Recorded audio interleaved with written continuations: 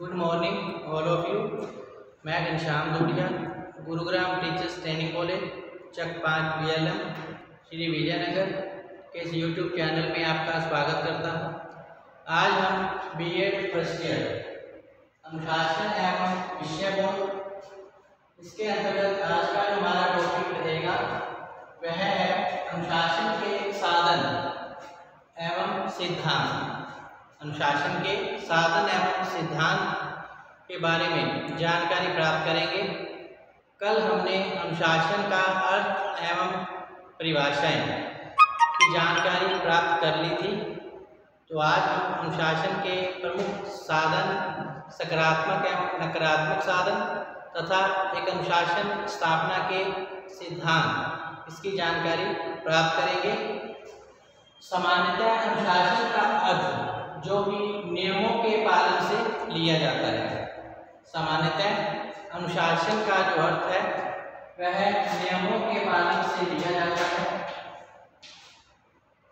परंतु अनुशासन का जो वास्तविक अर्थ है वो इससे भिन्न माना गया है। अनुशासन शब्द संस्कृत भाषा का एक शब्द है जिसका अर्थ होता है आदेश अथवा आज्ञा। अनुशासन शब्द अंग्रेजी के डिसिप्लिन का रूपांतरण है जो कि लैटिन भाषा डिसाइप्लिन से बना है। अनुशासन शब्द अंग्रेजी के डिसिप्लिन का रूपांतरण है जो कि लैटिन के शब्द डिसाइप्लिन से लिया गया है। इसका अर्थ होता है सीखना। आधुनिक युग में डिसिप्लिन का जो अर्थ है व्यवहारों में नियमबद्धता से लिया जाता है, अर्थात सामाजिक जीवन के अंदर जो मनुष्य अपने व्यवहार के अंतर्गत समाज द्वारा बनाए गए जिन नियम, परंपराओं, प्रतिमानों, मूल्यों का पालन करता है, जिससे कि समाज में एक अनुशासनिक व्यवस्था स्थापित हो जाती है। तो अनुशासन संस्कृत का एक शब्द है। शासन के साथ अनुपसर्ग लगाकर इसकी रचना हुई है। अनुशासन संस्कृत का एक शब्द है। शासन के साथ अनुपसर्ग लगाकर इसकी रचना हुई है। शासन शब्द शश धातु से बना है। शासन शब्द शश धातु से बना है और शश का अर्थ होता है स्वेच्छापूर्ण नियमों एवं नियंत्रणों को स्वीकार करना। अतः इसे आत्म नियंत्रण, आत्म संयम भी कहा गया है। प्राचीन काल में भी गुरु के द्वारा निर्धारित नियमों, परंपराओं का छात्रों के द्वारा श्रद्धापूर्वक पालन किया जाता था, अर्थात गुरुओं के द्वारा पहले वैदिक काल के समय में छात्र जो हैं गुरुकुल में जाकर शिक्षा प्राप्त करते थे, जहाँ पर गुरु के द्वारा छात्रों पर कठोर अनुशासन रखा जाता था। आत्म संयम की भावना छात्रों में प्रवाहित की जाती थी। छात्र भी गुरु के आदेशों का स्वेच्छापूर्ण पालन भी करते थे। अनुशासन वह है जो छात्रों के आंतरिक व बाह्य व्यवहार को प्रभावित करे और छात्रों के सामाजिक, मानसिक और नैतिक विकास में भी वह सहायक हो। तो इस प्रकार अनुशासन जो है एक व्यक्ति, समाज और राष्ट्र तीनों के लिए ही आवश्यक है। अनुशासन में रहकर ही हम अपने लक्ष्य, उद्देश्यों की प्राप्ति कर सकते हैं। कल हमने अनुशासन का अर्थ, परिभाषाएं देख ली थी। आज हम अनुशासन के प्रमुख साधन और सिद्धांत के बारे में जानकारी प्राप्त करेंगे। तो अनुशासन के प्रमुख साधन दो हैं, सकारात्मक साधन और नकारात्मक साधन। नंबर 1 सकारात्मक साधन और नंबर 2 नकारात्मक साधन। सकारात्मक साधन और नकारात्मक साधन। तो प्रश्न अब यह उठता है कि विद्यालय में अनुशासन किस प्रकार से स्थापित किया जाए, ऐसे कौन से साधन अपनाए जाएं जिससे कि छात्र सब अनुशासन में रहना सीख लें, अर्थात आत्म संयम की भावना इनमें विकसित की जा सके। प्रधानाध्यापक का भी कर्तव्य है कि वह विद्यालय के वातावरण को सामंजस्यपूर्ण बनाए। प्रधानाध्यापक का भी यह कर्तव्य बन जाता है कि वह विद्यालय के वातावरण को सामंजस्यपूर्ण बनाए। इस प्रकार के वातावरण के निर्माण के लिए वह विभिन्न साधनों का प्रयोग भी करता है, जिनमें सकारात्मक और नकारात्मक साधन शामिल है। सबसे पहले सकारात्मक साधन, तो विद्यालय वातावरण का छात्रों के जीवन पर काफी प्रभाव पड़ता है। अतः प्रधानाध्यापकों को शिक्षकों की सहायता से इस प्रकार का वातावरण विद्यालय में निर्मित करना चाहिए कि छात्र स्वयं ही अनुशासन में रहना सीख ले। ऐसा कोई कार्य न करे जिससे कि कक्ष में अधिगम में बाधा उत्पन्न हो। अन्य छात्र छात्राओं की जो शिक्षण व्यवस्था है वह बिगड़े, तो प्रधानाध्यापक का कर्तव्य बन जाता है कि वह शिक्षकों की सहायता से विद्यालय में ऐसा सकारात्मक वातावरण उत्पन्न करे कि छात्र स्वयं ही अनुशासन में रहना सीख ले। इसके लिए निम्नलिखित उपाय अपनाए जा सकते हैं। नंबर 1 है छात्रों को स्वअनुशासन।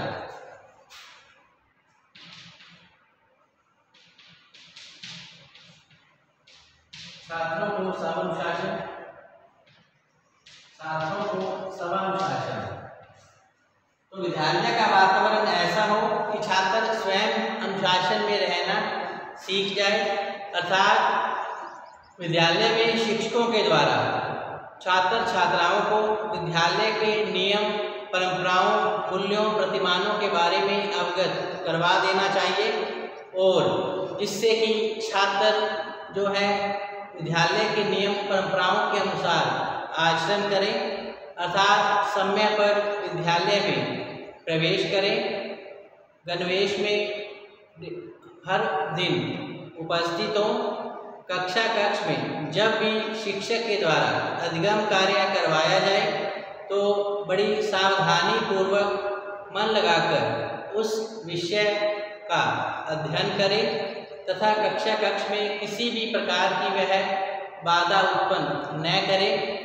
अगर किसी छात्र को किसी प्रकार की कोई समस्या है तो उस समस्या से शिक्षक को वह अवगत करवाए।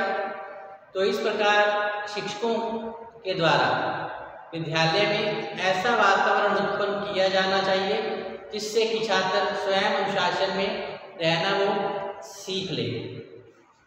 इससे कक्ष और विद्यालय में अनुशासन स्थापित किया जा सकता है। नंबर 2 पर है पाठ्यक्रम संगामी क्रियाओं का आयोजन।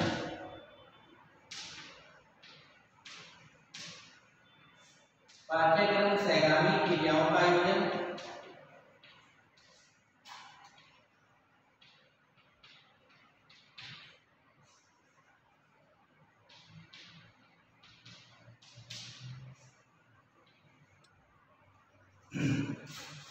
कक्ष में एक शिक्षक के द्वारा कक्ष में अधिगम कार्य के साथ साथ छात्र छात्राओं के लिए मनोरंजन प्रदान करने हेतु पाठ्यक्रम सहगामी क्रियाओं की भी समय समय पर व्यवस्था की जानी चाहिए, अर्थात विद्यालय स्तर पर सांस्कृतिक कार्यक्रम, खेल कूद, वाद विवाद, संगीत, नृत्य का आयोजन आदि क्रियाएं भी समय समय पर होती रहनी चाहिए, क्योंकि निरंतर शिक्षण कार्य करने से छात्रों में नीरस की भावना कई बार उत्पन्न हो जाती है। अतः छात्रों के लिए समय समय पर पाठ्यक्रम सहगामी क्रियाओं की व्यवस्था की जानी चाहिए, ताकि छात्र छात्राओं की शिक्षा के प्रति रुचि बनी रहे और वह अधिगम कार्य में किसी भी तरह की बाधा उत्पन्न न करे। इसी प्रकार नेक्स्ट है संगठित सामूहिक खेल कूद का आयोजन।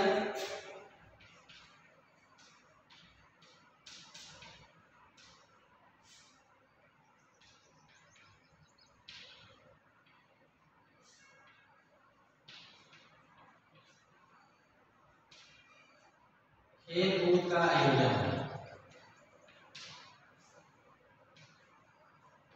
विद्यालय स्तर पर शिक्षक के द्वारा संगठित सामूहिक खेल कूद का आयोजन किया जाना चाहिए ताकि समस्त छात्र छात्राएं इसमें भाग ले सकें। इस कार्य व्यवस्था में किसी भी प्रकार का पक्षपात नहीं होना चाहिए।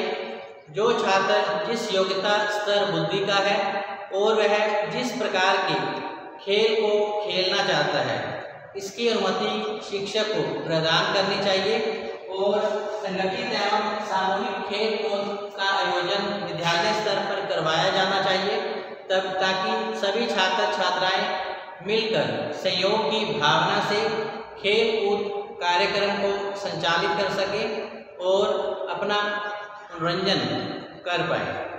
तो इस प्रकार संगठित सामूहिक खेल कूद का आयोजन के द्वारा भी विद्यालय स्तर पर अनुशासन की स्थापना की जा सकती है। नेक्स्ट है छात्रों के लिए नैतिक शिक्षा की व्यवस्था।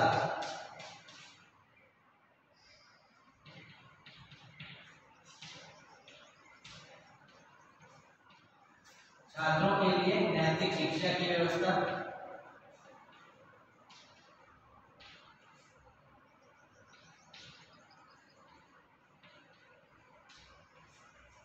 विद्यालय स्तर पर शिक्षकों के द्वारा छात्र छात्राओं के लिए नैतिक शिक्षा की भी उत्तम व्यवस्था की जानी चाहिए जिससे कि छात्र छात्राओं में दया, प्रेम, सहयोग, मानवता आदि गुण विकसित की जा सके तथा राष्ट्रीय भावना अर्थात राष्ट्र के प्रति प्रेम और सामाजिक नियमों का पालन करने की जो शिक्षा है वह छात्र छात्राओं को मिल सके।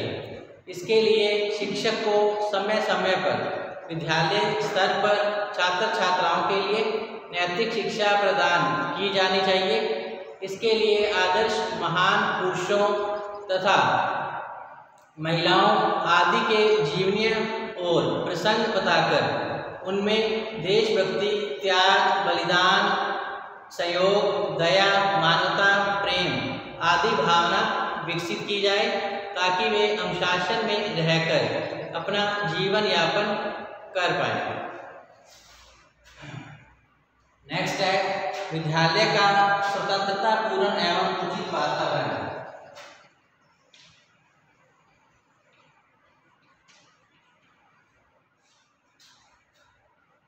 विद्यालय का स्वतंत्रता पूर्ण एवं उचित वातावरण।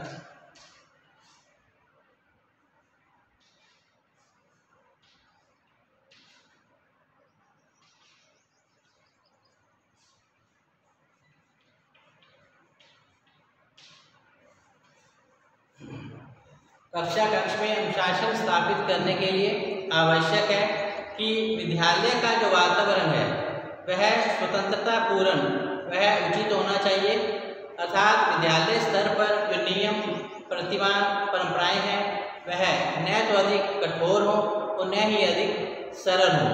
पर्याप्त मात्रा में छात्र छात्राओं को और शिक्षकों को स्वतंत्रता प्रदान की जानी चाहिए तथा कुछ सीमाएं भी इन पर लागू होनी चाहिए ताकि कक्षा कक्ष और विद्यालय स्तर पर अनुशासन बना रहे तथा शिक्षकों के द्वारा अधिगम कार्य करवाते समय किसी भी तरह की बाधा उत्पन्न न हो पाए।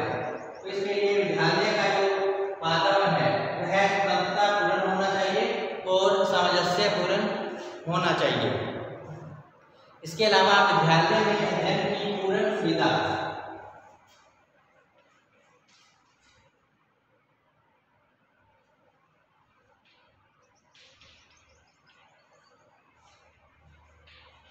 विद्यालय में अध्ययन की पूर्ण सुविधा।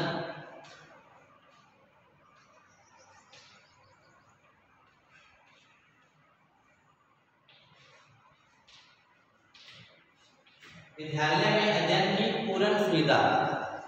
तो कक्षा कक्ष में और विद्यालय स्तर पर अनुशासन स्थापित करने के लिए आवश्यक है कि प्रबंधक महोदय के द्वारा विद्यालय स्तर पर छात्र छात्राओं के लिए अध्ययन की पूर्ण सुविधा उन्हें प्राप्त होनी चाहिए अर्थात हवादार कमरे, बिजली पानी की उत्तम व्यवस्था तथा एक लाइब्रेरी का होना इसमें अत्यंत आवश्यक है। शिक्षक जो है प्रशिक्षित होने चाहिए और अपने विषय में वो माहिर होने चाहिए ताकि वो अधिगम कार्य छात्रों को सही ढंग से करवा पाए। इसी प्रकार विद्यालय स्तर पर फर्नीचर की भी उत्तम व्यवस्था की जानी चाहिए तथा छात्र छात्राओं की सुख सुविधा को ध्यान में रखा जाना चाहिए। समय समय पर छात्र छात्राओं की समस्याओं के बारे में शिक्षक को पता करते रहना चाहिए जिससे कि कक्ष में अनुशासन स्थापित किया जा सके, अधिगम कार्य में किसी प्रकार की बाधा उत्पन्न न हो पाए। तो इसके लिए विद्यालय में अध्ययन की पूर्ण सुविधा होनी चाहिए ताकि छात्र छात्राओं को शिक्षण व्यवस्था प्राप्त करने में किसी कठिनाई का अनुभव नहीं हो पाए। नेक्स्ट है विद्यालय की परंपरा एवं नियमों का पालन करवाया जाता है। विद्यालय की परंपरा एवं नियमों का छात्रों द्वारा पालन।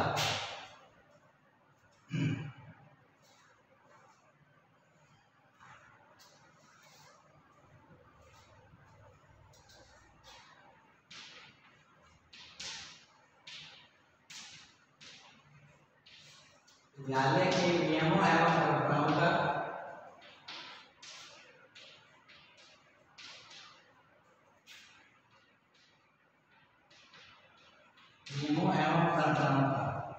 छात्रों द्वारा पालन।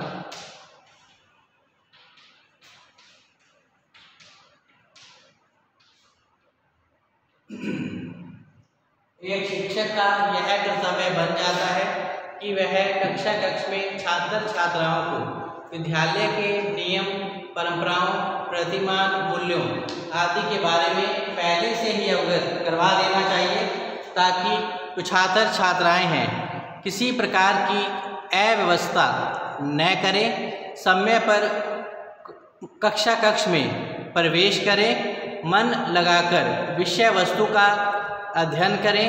अगर उन्हें किसी प्रकार की कोई समस्या भी उत्पन्न होती है तो उन्हें उस समस्या को शिक्षक के समक्ष प्रस्तुत करना चाहिए। शिक्षक का भी कर्तव्य बन जाता है कि उस छात्र छात्रा की समस्या को अच्छे ढंग से सुने और उसका समाधान प्रस्तुत करें ताकि छात्र और छात्राएं जो है अध्ययन कार्य में रुचि लें, विद्यालय के नियम परंपराओं मूल्य प्रतिमानों का पालन स्वेच्छापूर्ण कर पाए। तो जरूरी है कि अनुशासन स्थापित करने के लिए एक शिक्षक को विद्यालय के नियमों एवं परंपराओं को पहले से ही छात्रों को बता देना चाहिए ताकि अधिगम कार्य में उसे किसी प्रकार की बाधा उत्पन्न न हो पाए। नेक्स्ट है पुरस्कार एवं पारितोषिक का वितरण।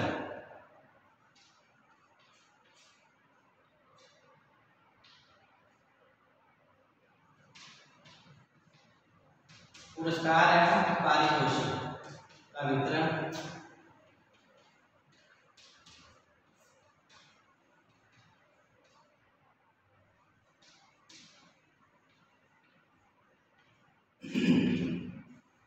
एक शिक्षक का यह कर्तव्य बन जाता है कि विद्यालय स्तर पर अनुशासन स्थापित करने के लिए समय समय पर पाठ्यक्रम सेगामी क्रियाओं का आयोजन किया जाता रहे। इसके अलावा किसी भी छात्र छात्रा के द्वारा कक्ष में अच्छा प्रदर्शन किया जाता है, चाहे वो किसी भी क्षेत्र में हो, सामाजिक, राजनीतिक या आर्थिक क्षेत्र में।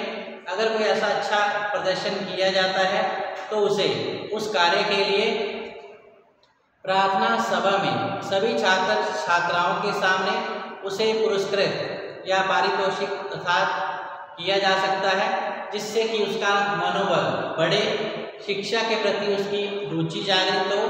तो ऐसा करने से कक्ष में अन्य छात्र छात्राओं पर भी सकारात्मक प्रभाव पड़ेगा। वह भी कक्ष और विद्यालय के नियम परंपराओं के अनुसार आचरण करेगा जिससे कि उसमें सामूहिकता सहयोग की भावना विकसित हो पाए तथा वह अनुशासन में रहना सीख ले। तो जैसा कि विद्यालय स्तर पर सांस्कृतिक कार्यक्रम का आयोजन चलते रहते हैं, तो इसके लिए जो छात्र छात्राएं सांस्कृतिक कार्यक्रमों में भाग लेते हैं उन्हें उनके इस कार्य के लिए शिक्षक के द्वारा पारितोषिक वितरण किया जा सकता है। पुरस्कार के रूप में उसे कोई भी शील्ड, प्रमाण पत्र आदि देकर उसका मनोबल बढ़ा सकते हैं, जिससे कि वह इन सांस्कृतिक कार्यक्रमों में, सामाजिक कार्यों में रुचि ले पाए और अनुशासन में रहना सीख ले। इससे अन्य छात्रों को भी शिक्षा मिलेगी कि किस प्रकार कक्ष में अनुशासन रखने से या नियमों का पालन करने से सभी छात्र छात्राओं के सामने उसे पुरस्कृत किया जाएगा। तो इससे उस छात्र के मन में भी ऐसी भावना विकसित होगी, तो वह कोई ऐसा कार्य नहीं करना चाहेगा जिससे कि अधिगम स्तर में बाधा उत्पन्न हो। तो इससे कक्ष में अनुशासन की स्थापना की जा सकती है। नेक्स्ट है शिक्षक अभिभावक सहयोग। शिक्षक अभिभावक सहयोग।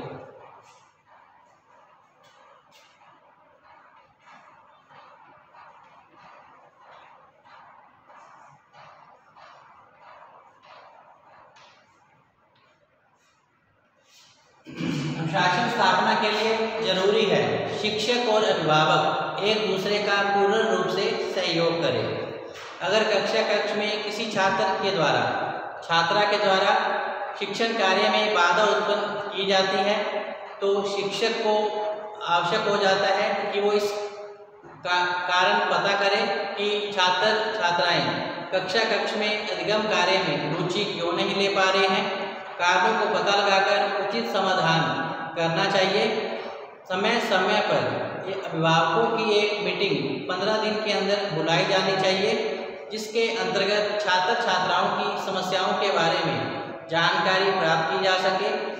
अभिभावकों का भी पूरा कर्तव्य बनता है कि जब कभी भी उनका बच्चा विद्यालय में नहीं जा पाता है तो उन पर पूरा ध्यान रखें कि ऐसा करने के पीछे छात्र का क्या कारण है। तो उचित कारण जानकर उसे विद्यालय में प्रबंधक महोदय या प्राचार्य महोदय से संपर्क करना चाहिए। तो इस प्रकार शिक्षक और अभिभावक का जो सहयोग है वह विद्यालय स्तर में अनुशासन स्थापित करने में कारगर साबित हो सकता है। तो जरूरी है कि शिक्षक अभिभावकों का सहयोग स्थापित किया जाए, जिससे छात्र छात्राओं में अनुशासन स्थापित किया जा सके। तो ये थे सकारात्मक साधन जिसके द्वारा अनुशासन स्थापित किया जा सकता है। सकारात्मक साधन के पश्चात आइए अब हम देखते हैं अनुशासन स्थापित करने में नकारात्मक साधन किस प्रकार महत्वपूर्ण भूमिका निभाते हैं। नकारात्मक साधन अर्थात इसके अंतर्गत विद्यालय स्तर पर शिक्षकों के द्वारा दंड की व्यवस्था स्थापित की जाती है। कुछ विद्वानों के अनुसार छात्रों को दंड देना विशेष परिस्थितियों में अनिवार्य हो जाता है, क्योंकि अगर दंड को बिल्कुल समाप्त कर दिया जाए तो छात्र छात्राओं में स्वतंत्रता की भावना बढ़ जाती है और वे विद्यालय के नियम परंपराओं को तोड़ने में भी नहीं हिचकते हैं। तो कई बार आवश्यक हो जाता है कि छात्रों के गलत कार्य के लिए उन्हें दंड भी दिया जाए, ताकि अन्य छात्र छात्राएं उससे सीख लें। एक युग में केवल हमारे देश में ही नहीं बल्कि विदेशों में भी दंड को प्रमुख स्थान दिया गया है। वर्तमान में दंड चूंकि मान्य नहीं है, आज छात्र छात्राओं में सब अनुशासन की भावना विकसित की जाती है। प्रेम सद्भावना पूर्ण व्यवहार को महत्व दिया जाता है और आज दंड को प्राथमिकता नहीं दी जाती है। यदि कोई छात्र पहले विदेशों में या देश में अर्थात वैदिक काल में भी जैसे देखा गया है कि जब गुरुकुल में छात्र छात्राएं शिक्षा ग्रहण करने जाते थे तो गुरु के द्वारा कठोर अनुशासन छात्रों पर रखा जाता था और कठोर नियम परंपराओं का पालन छात्रों के लिए करना अनिवार्य था। जो छात्र नियमों का पालन नहीं करता था उसे गुरुकुल से बाहर निकाल दिया जाता था। छात्रों को सरल संयमित जीवन गुरुकुल में व्यतीत करना पड़ता था और गुरुओं के द्वारा इनमें शिक्षा प्रदान करने का जो कार्य है करवाया जाता था। तो एक युग में केवल हमारे देश में ही नहीं बल्कि विदेशों में भी दंड को प्रमुख स्थान दिया गया था। यदि कोई छात्र पढ़ने में या किसी प्रश्न का उत्तर देने में किसी बात का संकोच करता था तो उस पर शिक्षक बिना किसी संकोच के बैंत का प्रयोग करते थे। इसके अलावा विद्यालय में अनुशासन भंग करने वाले छात्रों के लिए भी कठोर दंड की व्यवस्था प्रावधान था, परंतु धीरे धीरे दंड की प्राधान्यता विद्यालयों में जैसा कि बढ़ती चली गई, परिणाम स्वरूप अब छात्र छात्राओं में एक आतंक भय सा छाया रहता था, जिससे छात्र विद्यालय में जाने से घबराने लगे। इसका परिणाम यह हुआ कि इसके विरुद्ध अब विद्रोह की भावना उत्पन्न हुई, क्योंकि दंड के आधार पर स्थापित जो अनुशासन है अस्थायी होता है और बच्चे पर अच्छा प्रभाव नहीं डालता है। इससे जो बच्चा है विद्यालय में आने से घबराता है।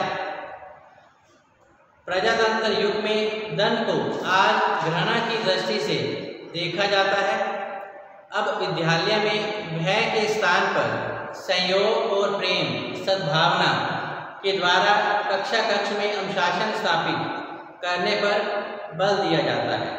तो नकारात्मक साधन में दंड की व्यवस्था की गई है। दंड के अंतर्गत छात्र छात्राओं पर आर्थिक जुर्माना या विद्यालय से निष्कासित करने का प्रावधान रहता है। दंड के द्वारा छात्र छात्राओं में भय आतंक का वातावरण उत्पन्न होता है।